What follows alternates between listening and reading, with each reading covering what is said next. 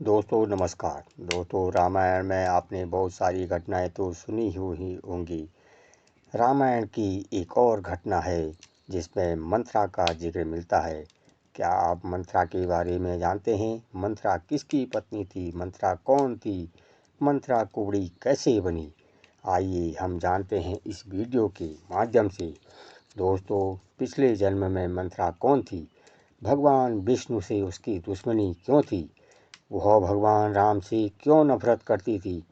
प्रिय मित्रों, यह कहानी तेलुगु रंगनाथ रामायण में विशेष रूप से पृष्ठ 454 में वर्णित है।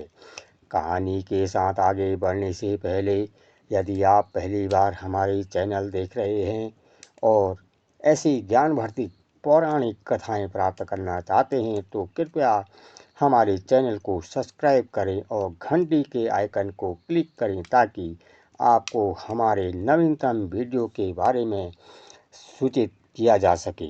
आइए अब कहानी में आगे बढ़ते हैं।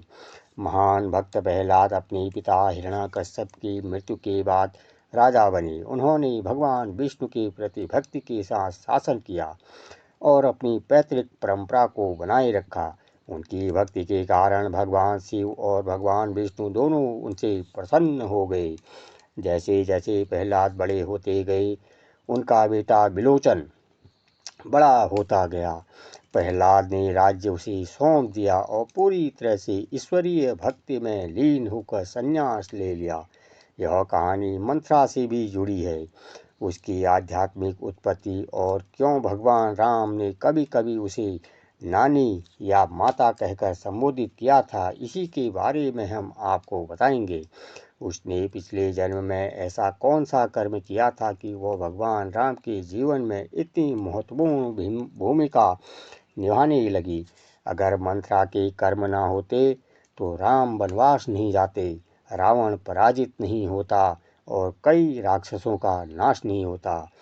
सच में भगवान विरोधियों को भी दैवीय इच्छा के साधन के रूप में उपयोग करते हैं। दोस्तों, अब कहानी में आगे बढ़ते हैं। राजा विलोचन ने बुद्धिमानी से शासन किया और अपने उदार स्वभाव के लिए जाने जाते थे। सुबह ध्यान करने के बाद जो कोई भी उनके पास वरदान मांगने आता था, वो कभी खाली हाथ नहीं जाता था। वह इतना धर्मी राजा था कि उसके शासनकाल में राज्य में कोई भी कभी भी दुखी नहीं रहता था। एक दिन राजा विलोचन दिग्विजय यात्रा के लिए निकल पड़े और एक सांसारिक शासकों को बल्कि स्वर्गलोक के देवताओं को भी पराजित कर दिया तथा इंद्र को उसके सिंहासन से बाहर कर दिया। अब सिंहासन से उतरते ही इंद्र भगवान विष्णु के पास पहुँचे और विनती की, हे प्रभु कृपया मुझे बचाइए। लेकिन भगवान विष्णु ने उत्तर दिया, हे इंद्र, विलोचन एक धर्मी राजा है, मेरे भक्त प्रहलाद का पुत्र है तथा उसने कोई पाप नहीं किया है। वास्तव में उसने तुम्हें पराजित किया है और तुम्हें जीवित रहने दिया, यह उसकी दया है। मैं ऐसी पवित्र आत्मा को कैसे नुकसान पहुंचा सकता हूं? फिर भी भगवान विष्णु ने इंद्र को एक चतुर उपाय बताया। यदि आप विलोचन से दान के रूप में स्वर्ग मांगते हैं तो वह आपको मुस्कुराते हुए स्वर्ग वापस कर देगा। इसलिए इंद्र ने ब्राह्मण का वेश धारण किया और भोर में विलोचन के सामने प्रकट हुए। जब राजा भिक्षा देने के लिए तैयार थे, तब इंद्र ने के मन में एक विचार कौंधा, अगर मैं स्वर्ग मांगूंगा तो मुझे मिल सकता है, लेकिन मेरी पूजा नहीं होगी। लोग इसे उपहास में मिले स्वर्ग कहेंगे।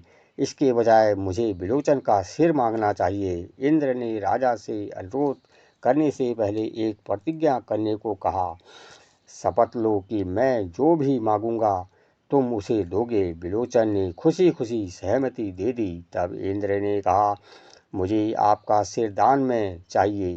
राजा हैरान थे, फिर भी अपने वचन से बंधा हुआ था। उसे धोखे का संदेह हुआ और उसने प्रार्थना की, हे प्रभु, अगर मैं सच्ची भक्ति से आपकी पूजा की है और पाप रहित हूँ तो इस ब्राह्मण की असली पहचान प्रकट करें। तुरंत भेष गायब हो गया और इंद्र का पर्दाफाश हो गया।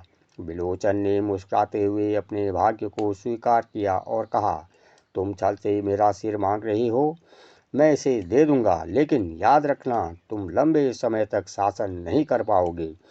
तुम्हारे छल का परिणाम तुम्हें ही भुगतना पड़ेगा। यह कहते हुए विलोचन ने अपना सिर काटकर इंद्र को दे दिया।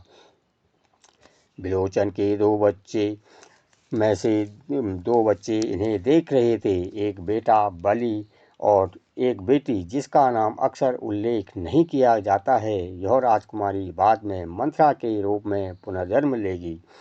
युवा बलि और राजकुमार तबाह हो गए। महाराज प्रहलाद, भक्त प्रहलाद और परिवार के गुरु शुक्राचार्य ने दाह संस्कार के लिए सिर वापस करने के लिए इंद्र को समझाने की कोशिश की, लेकिन उन्होंने इनकार कर दिया। क्रोधित होकर युवा राजकुमारी ने दैवीय युद्ध और सर्प मंत्रों का प्रशिक्षण लिया। उसने स्वर्ग पर अचानक हमला किया, जिसमें इंद्र, अग्नि और वरुण सहित देवताओं को नागवाद का उपयोग करके बंदी बना लिया। देवता दर्द से कहार उठे। सर्पों ने उन्हें जहर दे दिया। जहाँ तक कि देवताओं की माँ आदिति ने भी दया की भीख मांगी, खुद को राजकुमारी की दादी के रूप में पहचानते हुए, लेकिन राजकुमारी अविचलित थी। तब आदित्य ने भगवान विष्णु से प्रार्थना की, जो प्रकट हुए और क्रोधित राजकुमारी को शांत करने की कोशिश की, लेकिन उसने उसका मजाक उड़ाया और उसका अपमान किया। क्रोधित होकर भगवान विष्णु ने गरुड़ को बुलाया और आदेश दिया, इस सर्प जादू को समाप्त करो। हजारों गरुड़ ने राजकुमारी पर हमला किया। हालांकि उसने अपनी तलवार से उनके पंखों को काटते हुए भयंकर रूप से मुकाबला किया, लेकिन वह दिव्य हमले का सामना नहीं कर सकी। वह गंभीर रूप से घायल हो गई, उसकी पीठ टूट गई, उसके दांत टेढ़े हो गए, उसकी आंखें धंस गई और उसका शरीर पूरी तरह विकृत हो गया। इस प्रकार उसका रूप कुबड़ा और राक्षसी हो गया। देवताओं के मुक्त होने की व्यवस्था बहाल होने के बाद बाली अपने दादा और गुरु शुक्राचार्य के मार्गदर्शन में राजा बना। अब राजकुमारी विकृत हो गई थी और अपने रूप के लिए उपहास का पात्र बन गई थी। वह कटु हो गई थी और अपना सारा समय सुबह, दोपहर और रात भगवान विष्णु को कोष्ठी में बिताने लगी और फिर उसकी मृत्यु हो गई। लेकिन मृत्यु के क्षण में उसे अपना विकृत शरीर देवताओं द्वारा विश्वासघात और उसने जो भी सहा वह सब उसके कुटिल रूप और विष्णु के प्रति घृणा पर निहित था। देवों और उपनिषदों के अनुसार व्यक्ति अपनी अंतिम सांस में जो कुछ भी याद करता है वह उसके अगले जन्म को निर्धारित करता है। भागवत गीता भगवान कृष्ण कहते हैं, हे अर्जुन, मृत्यु के समय व्यक्ति जो कुछ भी याद करता है वही वह बन जाता है। इस प्रकार अपनी टेढ़ी पीठ, टेढ़े दांत और विष्णु के प्रति क्रोध को याद करने के कारण वह उसी विकृत रूप में मंथरा के रूप में पुनर्जन्म लेती है। फिर भी क्योंकि वह अपने पिछले जन्म में लगातार भगवान विष्णु के बारे में सोचती थी, यहाँ तक कि घृणा के साथ भी वह अपने नए जीवन में भगवान की दिव्य लीला में शामिल हो गई। वह भगवान राम के अवतार में एक भूमिका निभाने के लिए पुनर्जन्म लेती है। उसके बचपन को देखती है, उसके महल को देखती है और अंततः राम के वनवास का कारण बनती है, जिससे रावण जैसी बुराई का विनाश होता है। इस तरह भगवान के प्रति घृणा ने ही भी उसे एक दिव्य उपदेश का हिस्सा बना दिया। यही कारण है कि भगवान राम ने कभी भी मंथरा से नफरत नहीं की। उन्होंने उसे माता या नानी कहकर संबोधित किया, यह पहचानते हुए कि उसने मिशन में उसकी कितनी गहरी भूमिका थी। आपको वीडियो कैसी लगी कृपया नीचे टिप्पणी करें। अगर आपको यह पसंद आया तो हमें लाइक करें, शेयर करें और सब्सक्राइब करें। अपने यार दोस्तों को शेयर करें ताकि इस प्रकार की रोचक वीडियो आपको मिलती रहे। अगले वीडियो में फिर मिलते हैं एक और नई कहानी के साथ। तब तक लेते हैं आपसे विदा।